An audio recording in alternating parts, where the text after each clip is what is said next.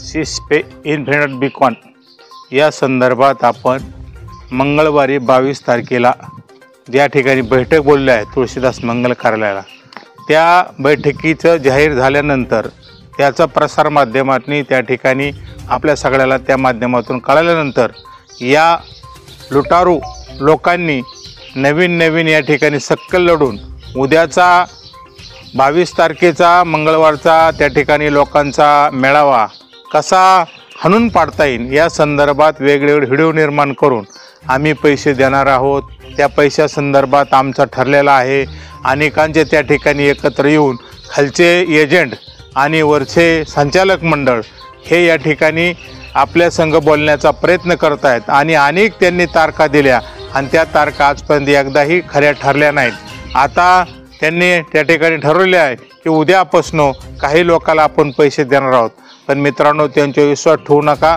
त्यांना या ठिकाणी हा चाललेला प्रकार आहे तो प्रकार ठाणून पाडायचा आहे आणि आपण एकत्र आलो नाही पाहिजे आणि आपण एकत्र नाही आलो की त्यांना जो उद्देश साध्य करायचा आहे तो साध्य करण्याचा त्यांचा प्रयत्न आहे आणि त्यांना सामुदायिकरित्या इथल्या काही मंडळीला बरोबर घेऊन त्यांच्याशी कनेक्ट करून काही अधिकाऱ्यांना एकत्र संगनमत करून हा पैसा कसा बुडवता येईल हा त्यांचा प्रयत्न आहे। आणि म्हणून करता ते वेगवेगळे व्हिडिओ काढतात, वेगवेगळे मेसेज पाठवतात, वेगवेगळ्या पद्धतीने संपर्क करण्याचा प्रयत्न करतात। पण मी तुम्हा सगळ्याला गुंतवणूकदारांना विनंती करतो, तुमचा सगळ्याचा सर्वसामान्याचा पैसा कष्टाचा आहे।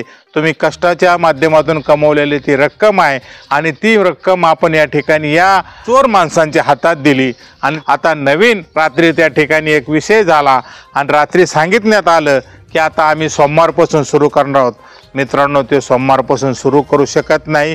केलं तर 1-2 लोकांना 2-5 रुपये देण्याचा प्रयत्न करणार, तुमची दिशाभूल करणार, त्यांना तुम्हाला संघटित होऊन द्यायचं नाही। त्यांचा जर उद्देश साध्य होऊन द्यायचा नसेल, तुमचे जर पैसे परत आणायचे असेल तर माझ्यावर विश्वास ठेवा। मी तुमच्यासाठी अटकेपार लढाई लढण्याची माझी तयारी आहे आणि ती लढाई मी शेवटपर्यंत लढणार आहे।